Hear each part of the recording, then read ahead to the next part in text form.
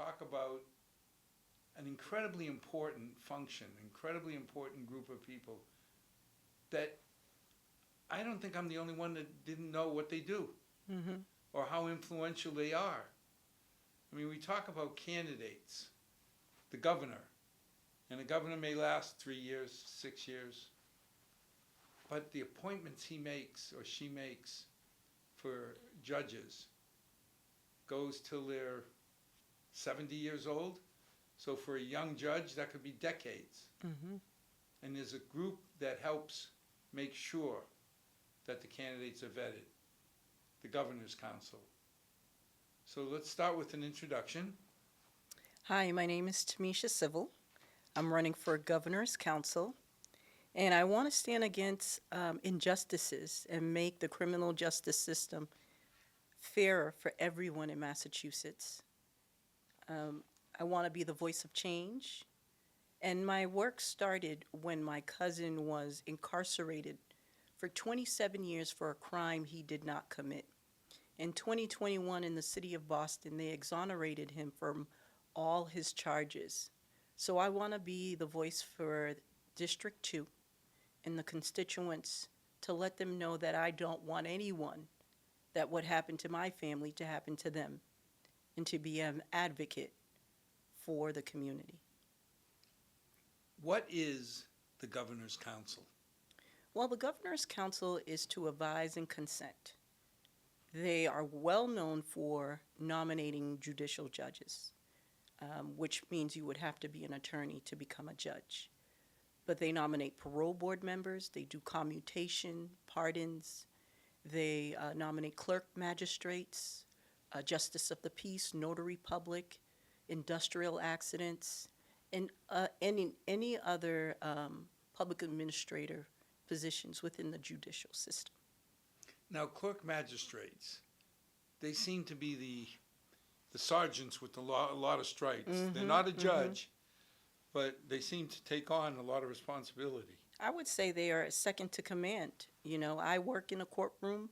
I work 8 hours a day, 40 hours a week working which alongside of judges, police officers, defense attorneys, assistant district attorneys, and clerk magistrates. They're before a complaint is even goes before the judge, they're the ones that need to review the case. They need to make sure that there is substantial evidence to bring the case forward to the government to have an individual arraigned. They need to do investigation. They need to have a two-party hearing with the offender or the victim, and to make sure if there's enough probable cause to bring it forward. When I think of a judge, I would have no idea how to say this person could be a good judge, this person could be not so good judge. How do you go about picking? What do you use for criteria? Well, I think it's important to make sure you know what their legal experience and their background is, what kind of experience they have with the community, what kind of law they practice.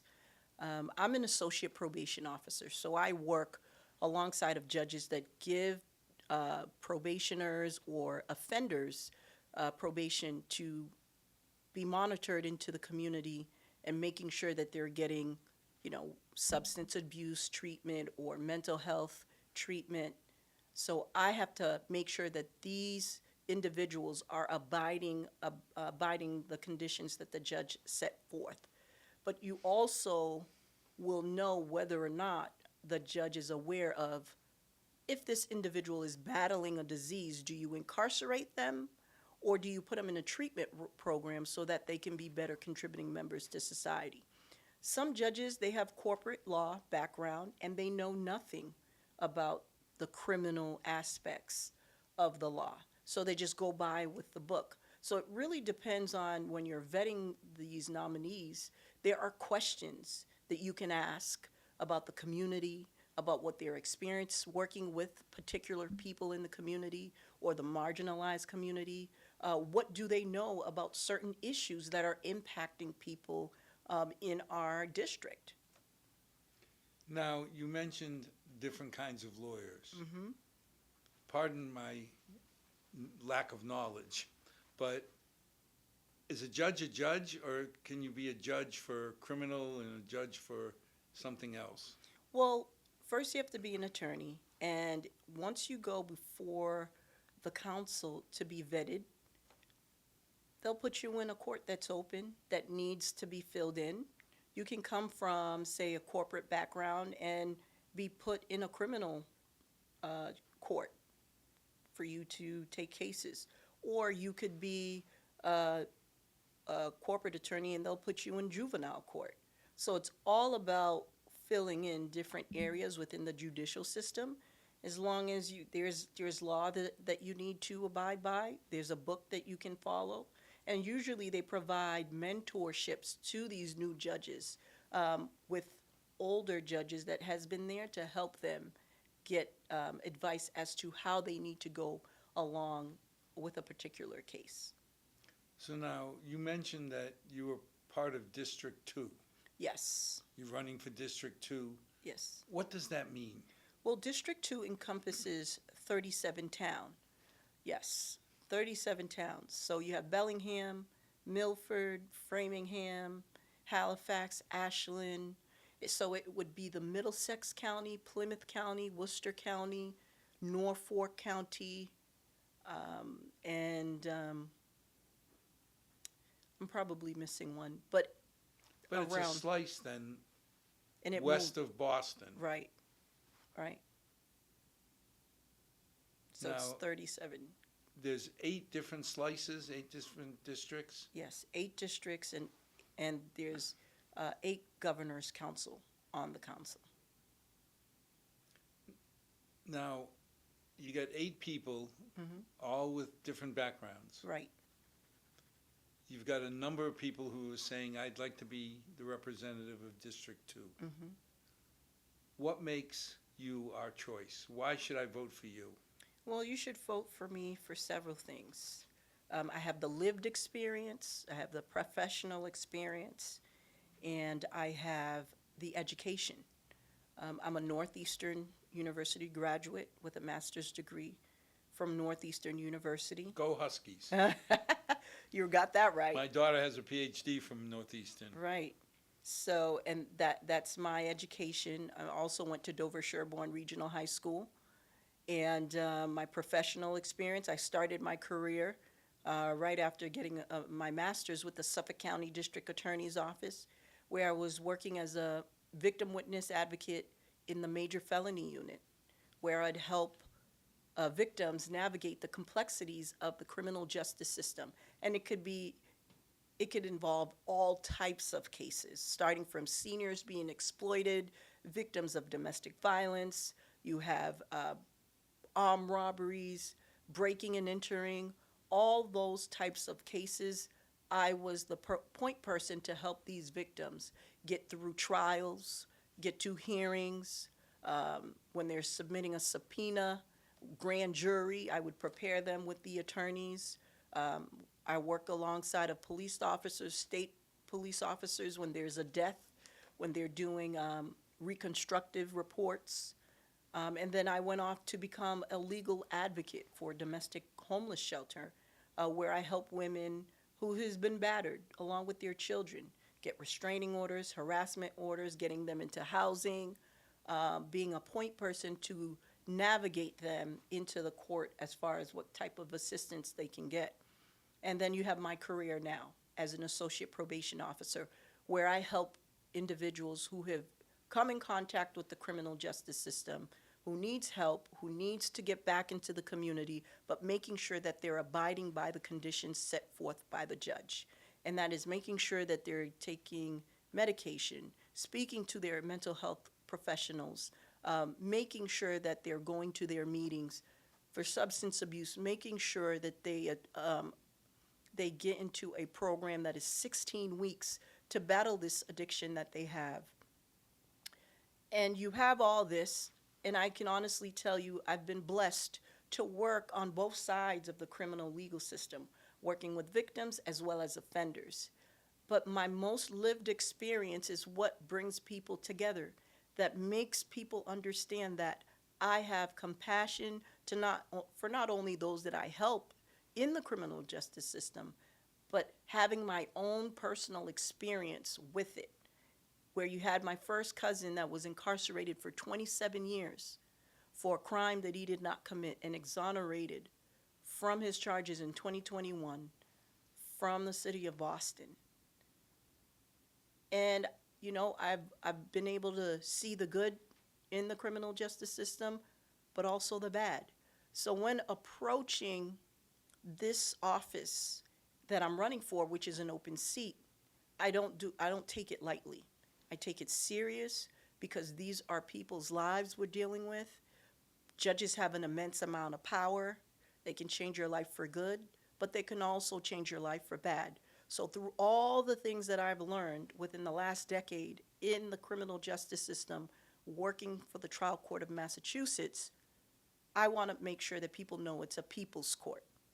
I want to make sure people know that I'm vetting these nominees carefully by asking hard pressing questions as to whom we're going to give this type of power to. So I think it's very important with the kind of background that I have for people to vote for me, because I know what it means to go through the criminal legal system personally, but also professionally helping people. How do you keep it together when you say you worked with women and children who were abused? I know personally, I don't know how I would handle it to see somebody, male or female, who abused a child. How do you keep focused on getting to the goal line and not being Taking it home. You know what? I'm a human first. I'm not a politician. I'm a public servant.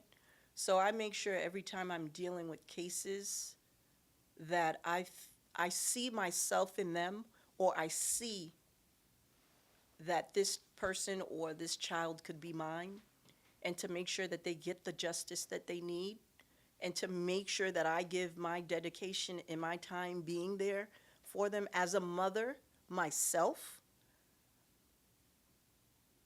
I have a due diligence to make sure that I account each case that I handle with care, compassion, and understanding, and to make sure that I put my best foot forward and to hold any perpetrator accountable for what they have done to any child or woman.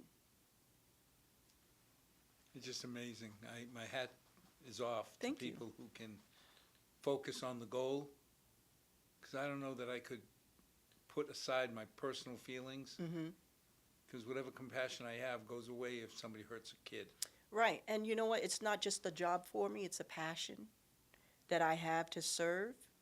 You know, I'm a commissioner for the Eastern Region Status of Women and Girls, where we bring policies to legislators to vote on at the State House. I'm also a member of Alpha Kappa Alpha Sorority Incorporated, where we service all mankind. We go out in the community. So I'm not new to, working with just my clients or people I come in contact professionally. This is my day-to-day job and my day-to-day advocacy in the community. During the pandemic, I founded in Avon, Massachusetts, which is one of our district, a food pantry where I help people who could not afford to get food to get food. So this is like a life commitment. This is not just, something for show. When I tell you I walk the walk and I talk the talk, I do it.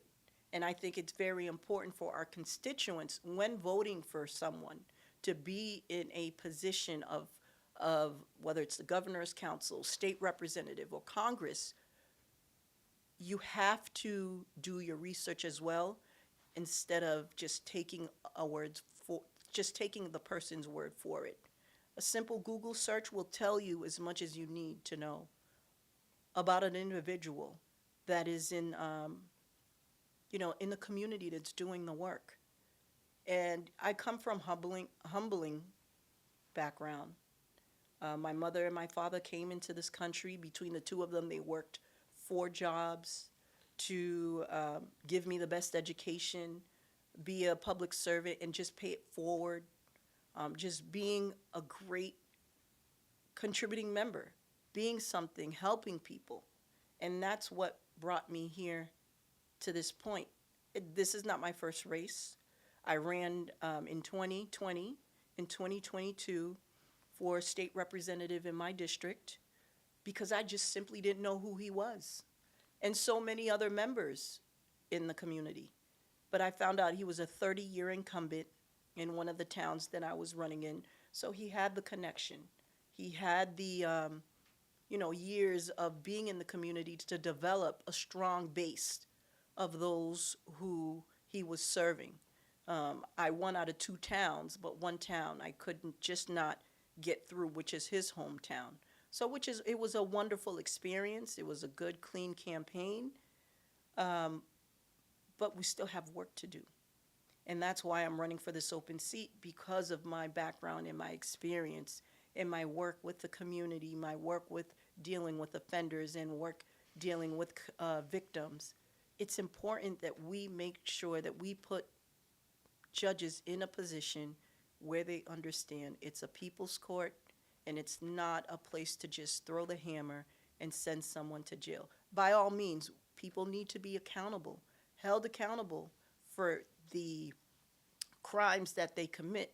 But when you have someone who is suffering from mental health or an addiction, a substance abuse, we need to make sure that we put them in treatment programs. And I'll tell you this, my clients would always tell me if they relapse, I tell them, if you need more help, let me know. Be honest with me. I'm not trying to jam you up.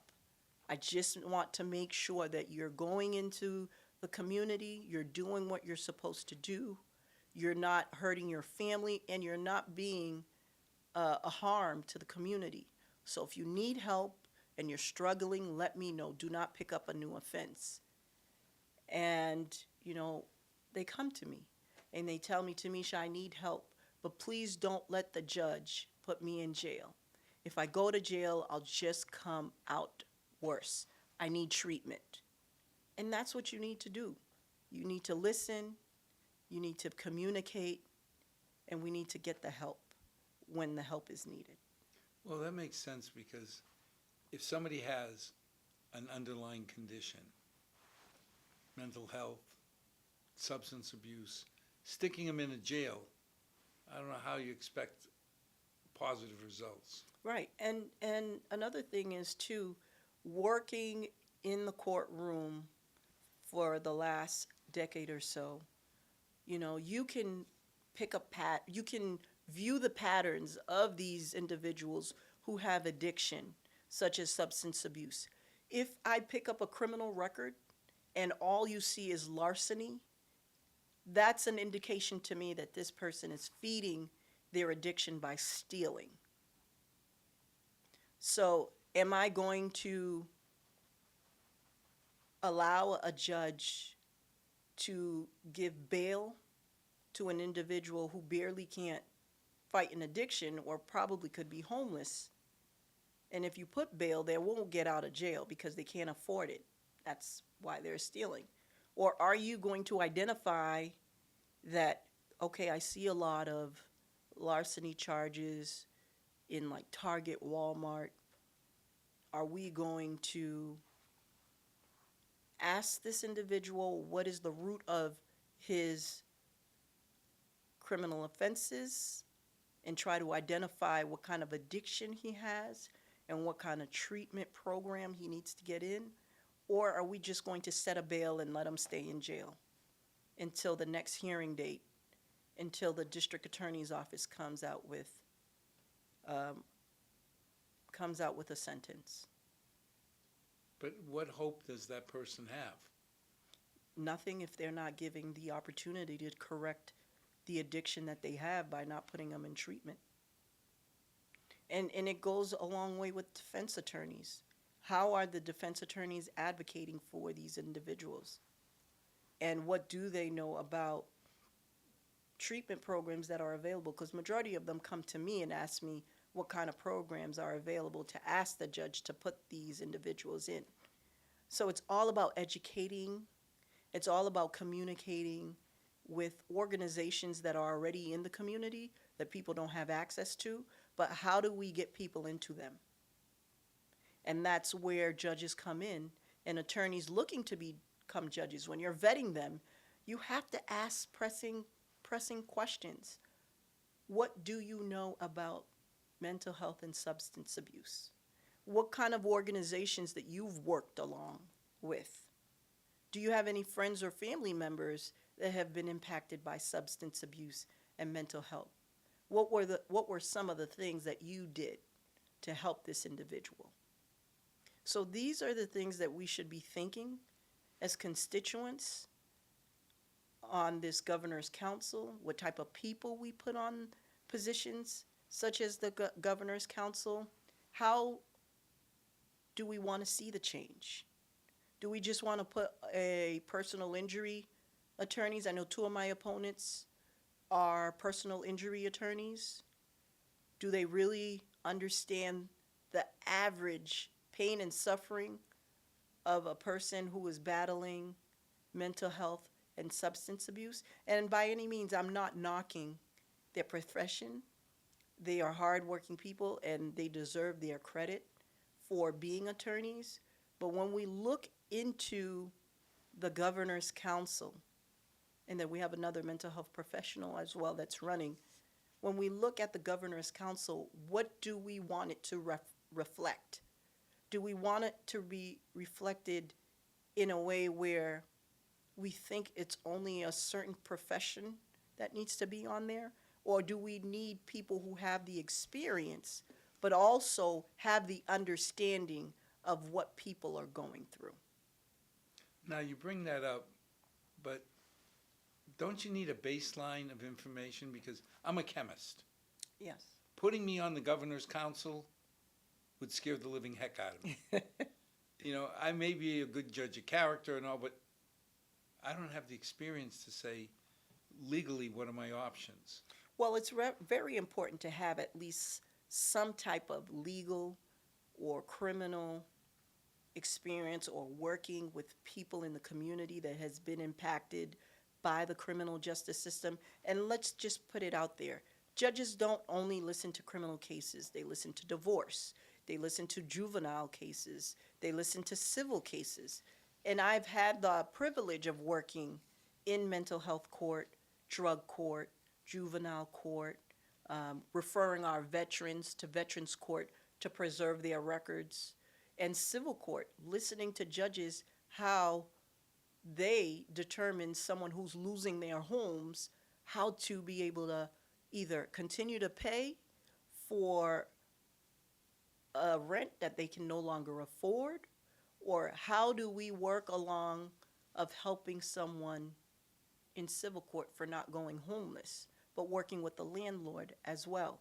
So I've had experience sitting in a courtroom and different courtrooms and listening to different cases that judges listen to and hear on.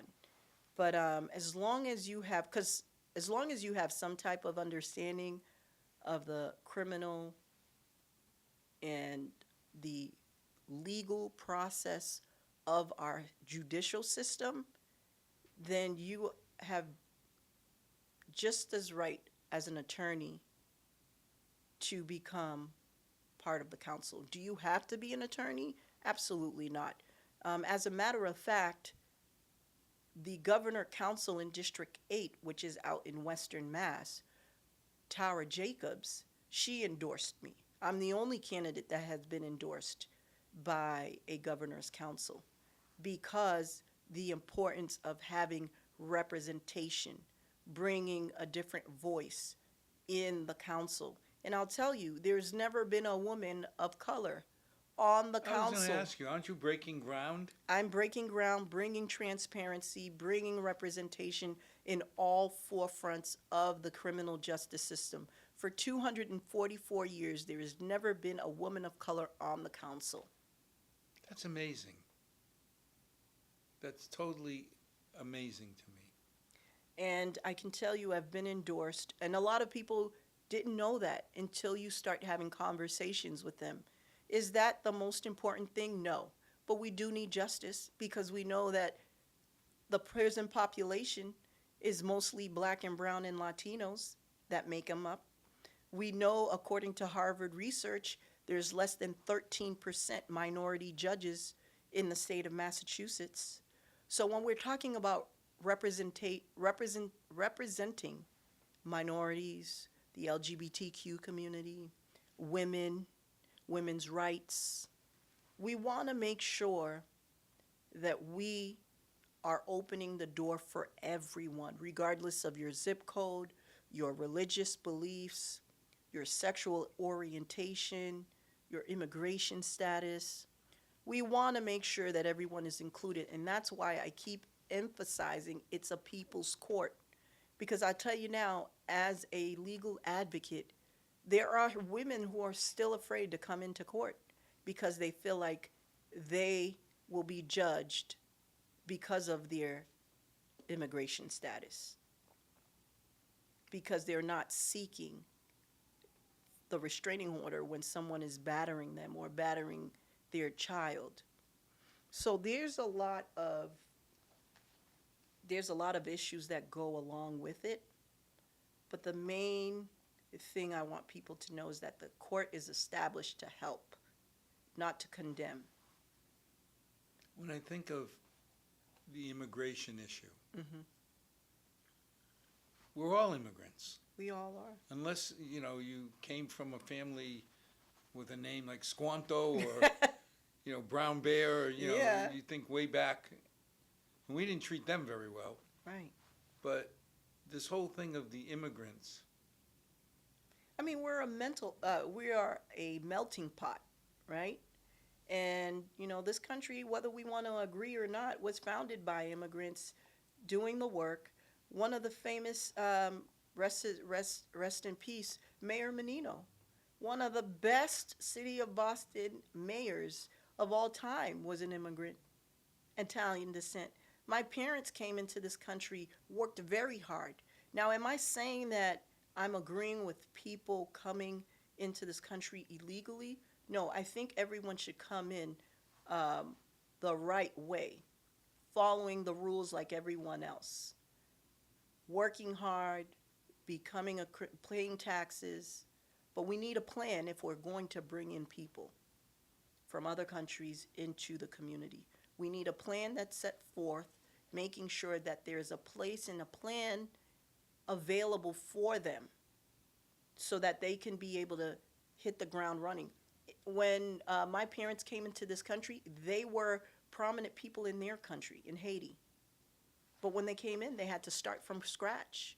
I know doctors who are from Haiti, but they have to come back, go back to school, learn the language, and it's a long process.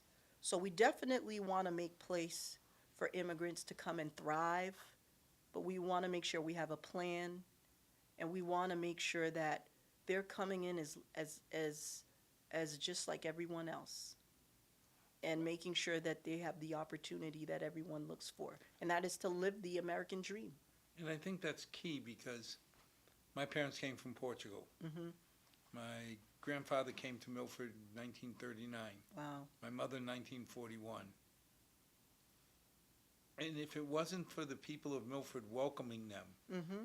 and like you say, my father had a very nice job, nice position in Portugal. He came here, and he and my mother switched off. Right. During the summer, he worked construction. During the winter, my mother went to work as a drill press operator in Drapers. Mm-hmm. They came legally. They contributed. I can't not view people who've come here to make a better life for their family Mm-hmm. in a positive light. Right. Now, people who come over to sell drugs, to murder, I have no Right. sympathy at all. Absolutely. You sit there and say, wait a minute, I invite you into my home, Tamisha. If you stop breaking my furniture, Exactly. I want the right to throw you out. And that's fair. That's fair. And, we just want to make sure that we have a system in place where people can get the access and resource that they need to be able to thrive just like everyone else. And, with all the divisiveness now that are happening in our country, it is a moment in time for us to put our heads together and to work together to make sure we have a plan for our next generation, leading by example, because we're not going to be here forever. What are we what kind of example are we leaving for the next generation? What am I leaving for my son? He's only 13, by the way. I live by example, and we all should try to live by example. Are we perfect? By all means, we're not. But we definitely need to make a way on how we live for the next generation. And simply, this is the reason why I'm going around. I've been to all, if not once, to each of the 37 towns That's amazing. that I'm running, because I want to educate everyone the importance of the governor's council, because people don't talk about it. I don't think people know what it is. They don't, but now they're going to know.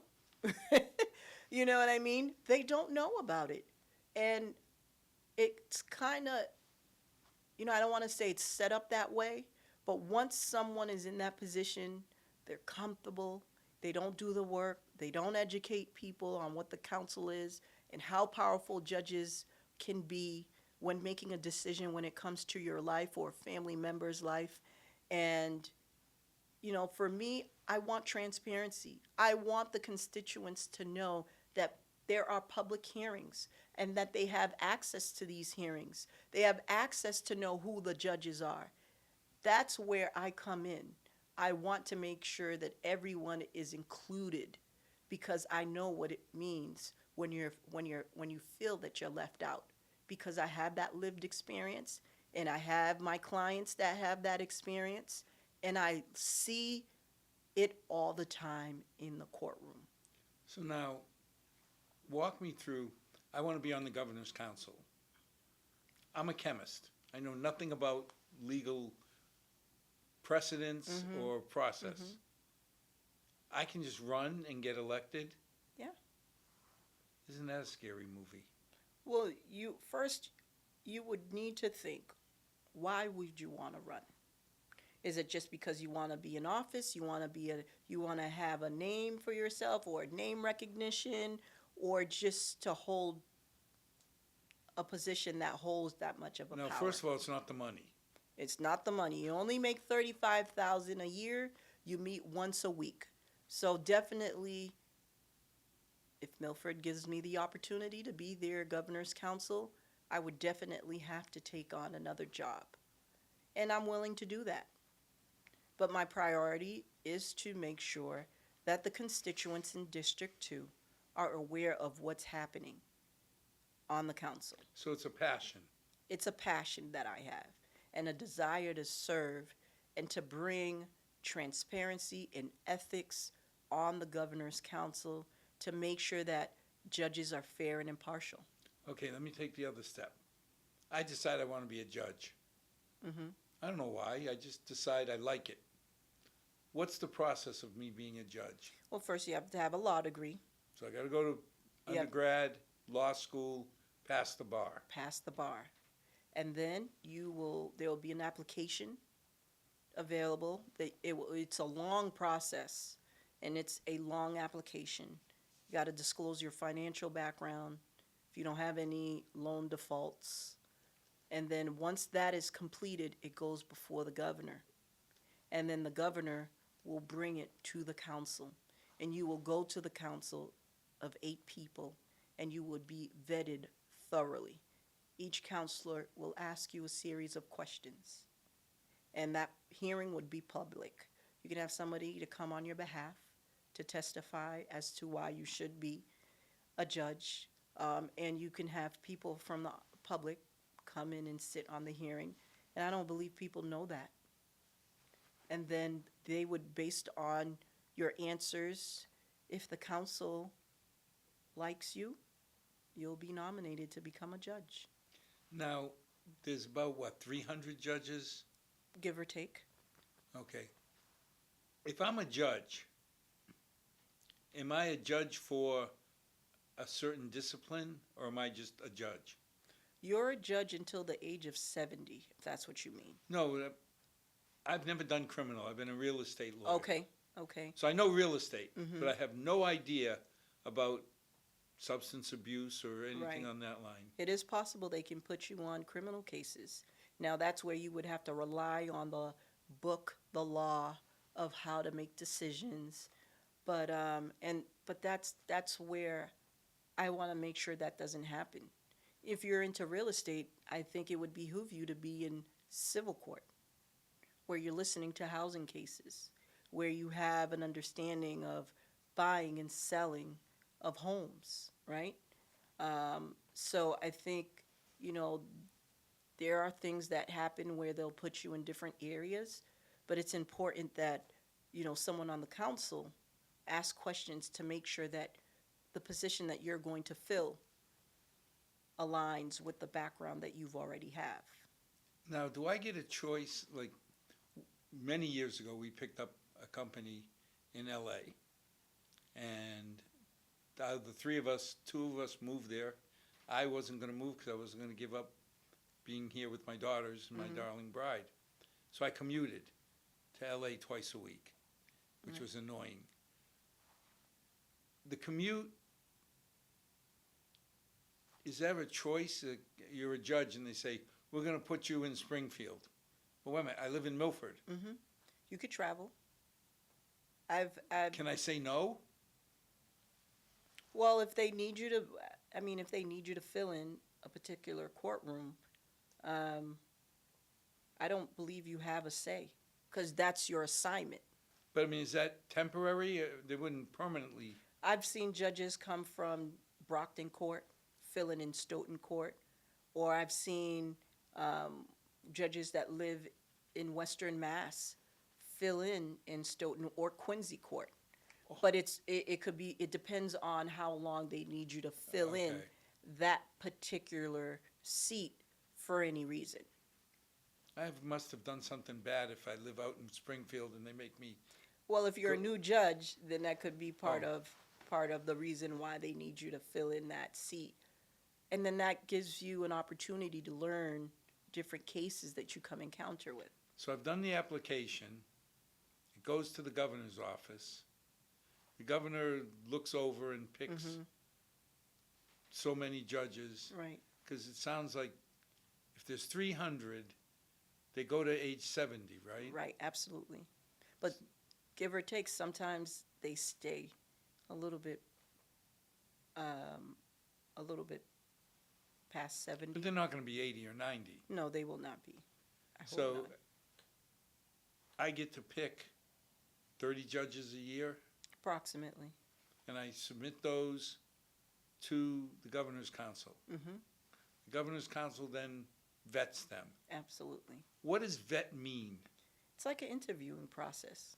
You know, when people, it's just another fancy word for me to say interview. I'm asking you, I'm vetting you to make sure that you're answering the questions. Like, it's like an interrogation. You're interrogating the person to make sure that they are qualified to be a judge in Massachusetts. It's just another fancy word.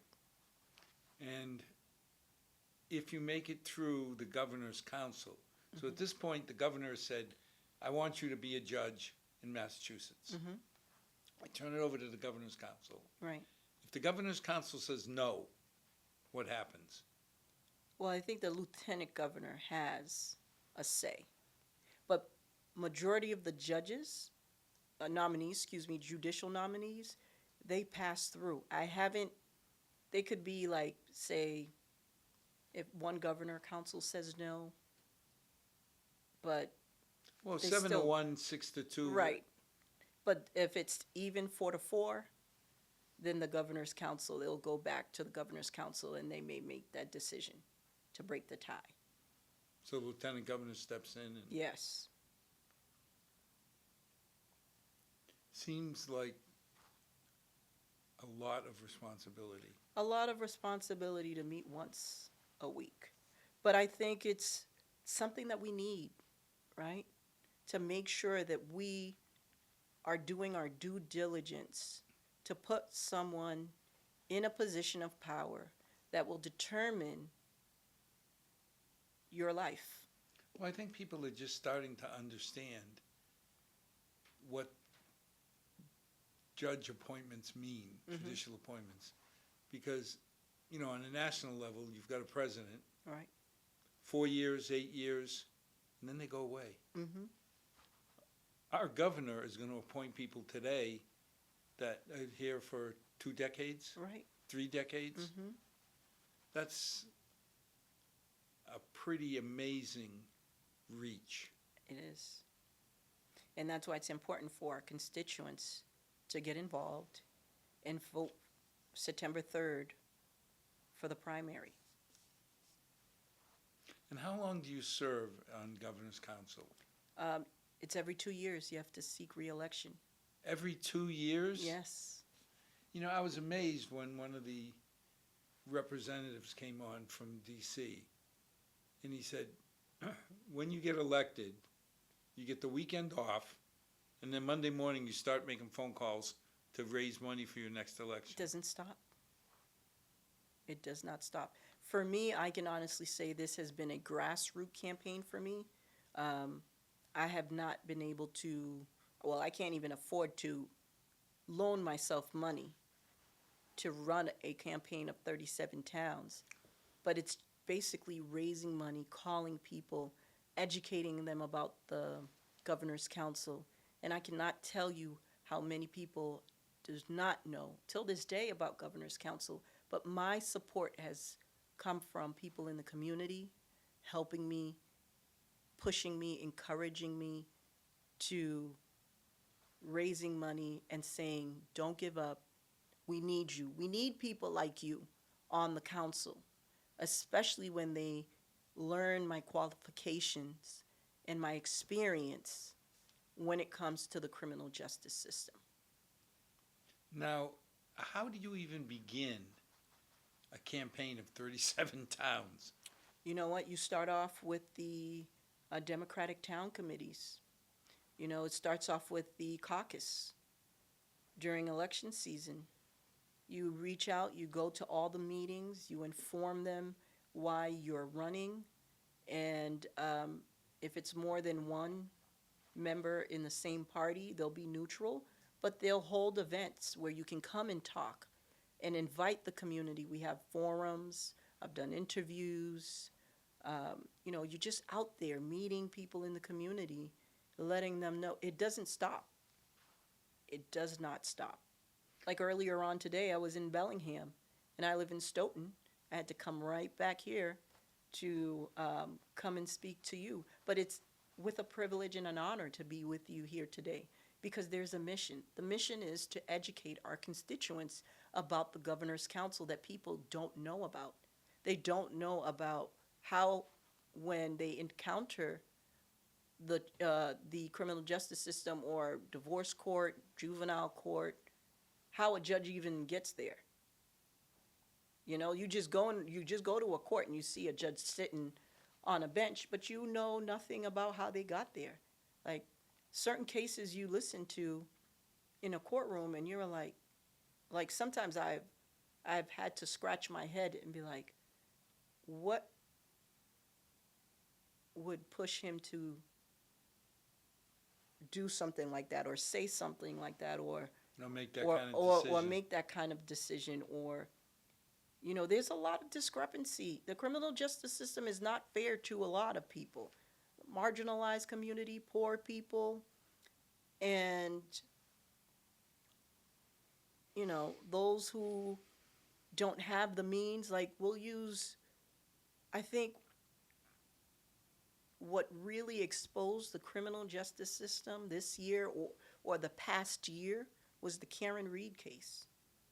That has opened a lot of people's eyes on how things work, on how to trust our law enforcement, on what we disagree and how jurors make decisions how evidence come into play, how judges have discretion, and are they using their discretion fairly? I think this case has exposed a lot of the dark side of the case and showing people if you don't have the money, if she did not have as much money as she did to get a great legal team, I'm pretty sure she would still be behind bars. Well, if nothing else, it really raised a lot of questions. Mm-hmm. Because some of the things just seem so obvious Right. that you sit there and say, how can you accept this piece of evidence when it makes no sense? Absolutely. Absolutely. And I don't care if she's woman, man, black, white. Right. I mean, there's just some common sense here that Mm-hmm. a tailpiece that doesn't fit raises questions. Right. Judges have discretion of giving diversion program, putting people in diversion, giving them like pretrial probation, meaning preserving their records. So if someone for the first time comes encounter with the criminal justice system, whether it's, domestic violence or, larceny, the judges have discretion to, instead of incarcerating, but putting this person in a treatment program or batterers program to teach them about the effects on abuse on individuals. And I think that's where the disconnect is, where we're not empathetic. We need judges who are compassionate, but also are aware of the triggering signs of what can cause someone to encounter the legal system. And I've been able to work alongside of judges. I know their temperament. I see how they react. I see how they listen to cases. After a while, when you're working in a courtroom for the last decade, and all you do is you sit in a courtroom, hear cases after cases after cases, it becomes repetitive, and you pretty much know what decision the judge is going to make before he makes it, because you've been sitting with this particular judge all day, and it's just the same thing every day, every day, every day. But does anybody track that? I mean, in the Globe many years ago, you read about if you go to these courts with a DUI, the judges will let you off 90% of the time. That bothered me, Yeah. to say that, wait a minute, is that normal? I don't believe judges let people off. I've had cases where someone picks up a DUI, driving under the influence, or an OUI, operating under the influence. If it's your first time offense, majority of the time you will be put on probation for 1 year, where you'll have to do a 24D program, and that's Massachusetts driving program. It's 16 weeks. You have to report to me, making sure that you're not only attending this program, but the program is sending me monthly reports to let me know that you're attending. There's statutory fines and fees, which will equal out to $500, no, about $600 to pay back. So majority of the time, I don't see them getting off. They are on probation for the first year. Now, if they pick, say, a first or second offense, then then there's ramifications where you'll be on probation for 2 years. And if it's a third offense, they can take your driver's license permanently. You can do time. So in my experience, I haven't seen people off easily by judges. But then again, things happen. I don't know if anything happened prior to that that was different.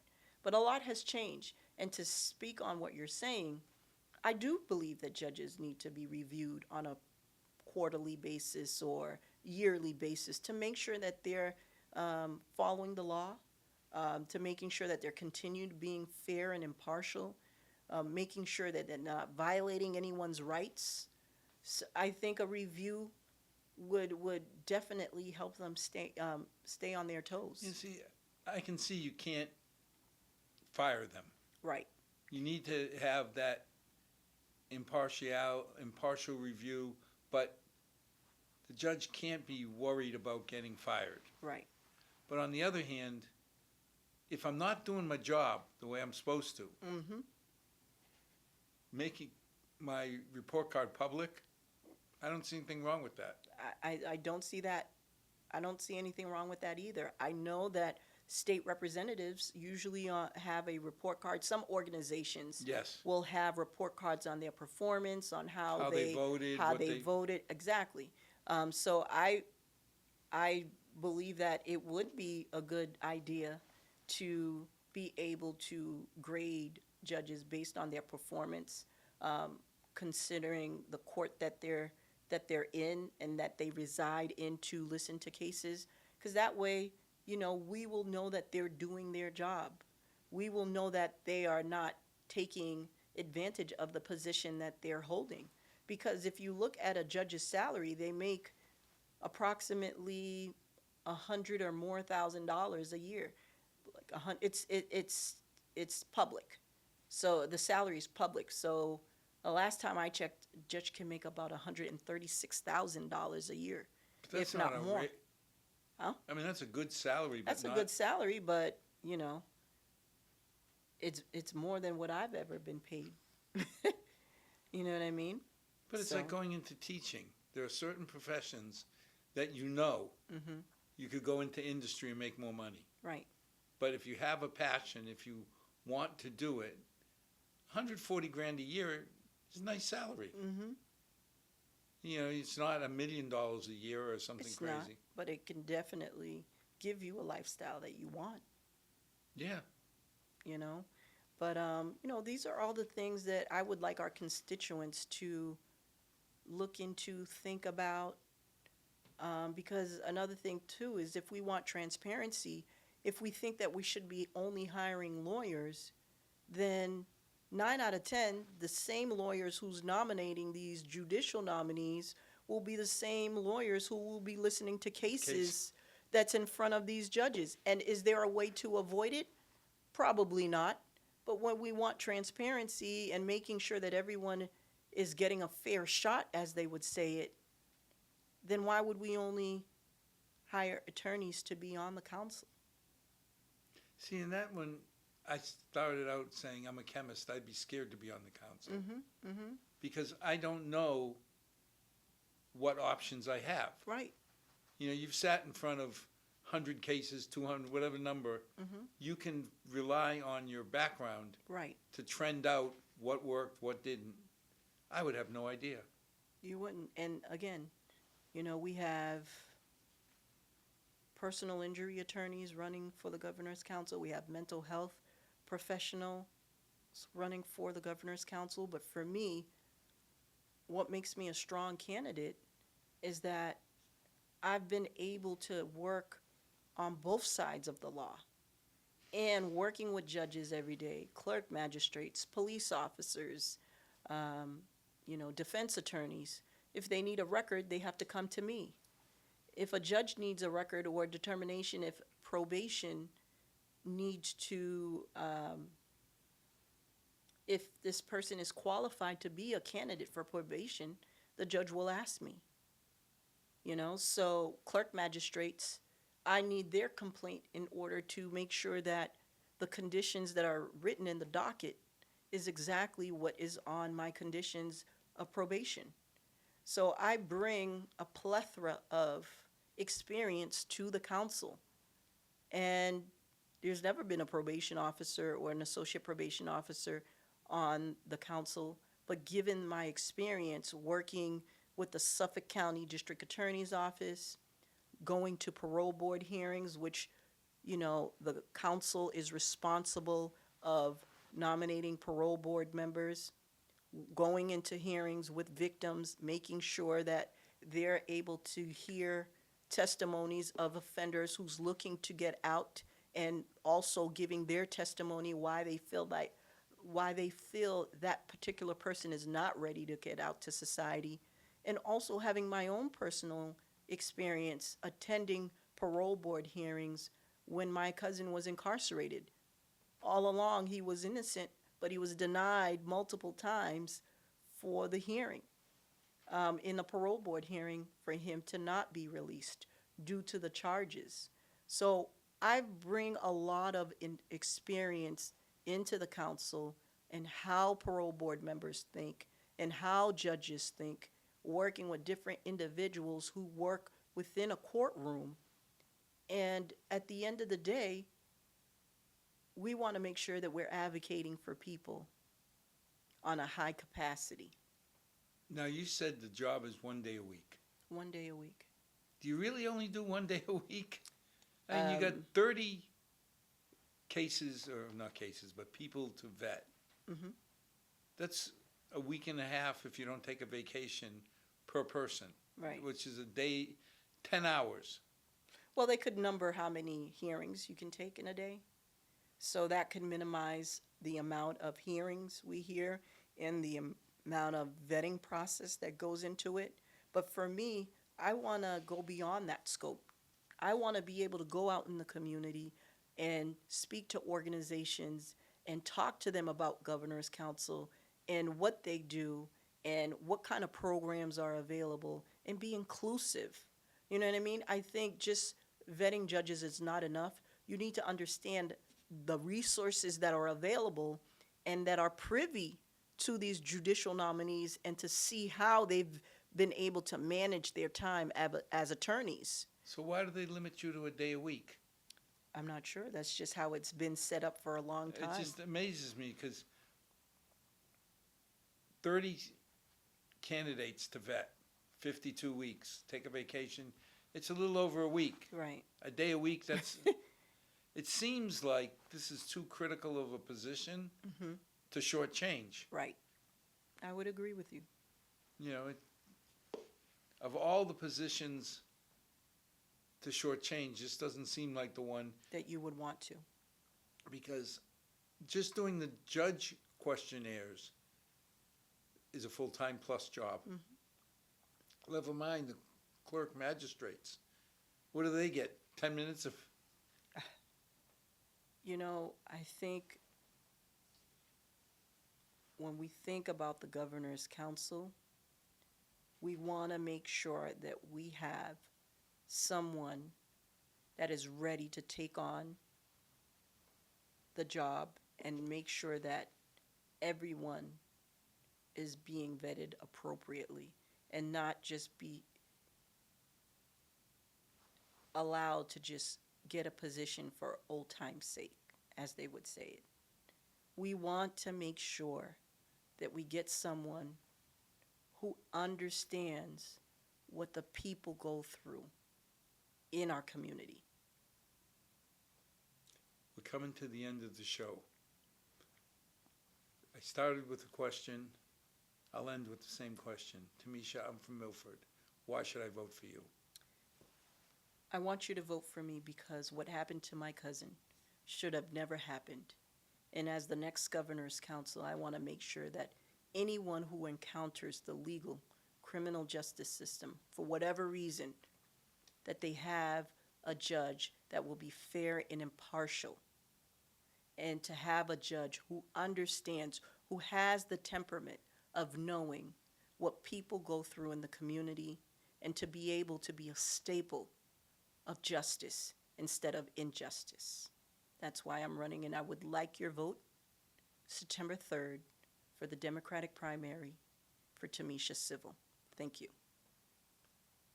And thank you for being one of those, not being one of the people who complain and do nothing, Exactly. you And- know. And also, if anyone would like to know more about me, they can certainly go to www.tamishacivil.com, and you can see my endorsements and my agenda and my platform for the District 2 constituents. Thank you. And to our 6 loyal viewers, which is my mother and her 5 best friends, I thank you for taking the time to learn about this critical position. May God bless. May tomorrow be a better day than today. I'll never ask you, as I've promised, to vote for any specific candidate, but I'll beg you to be informed and get out and vote. So good night all. Thank you.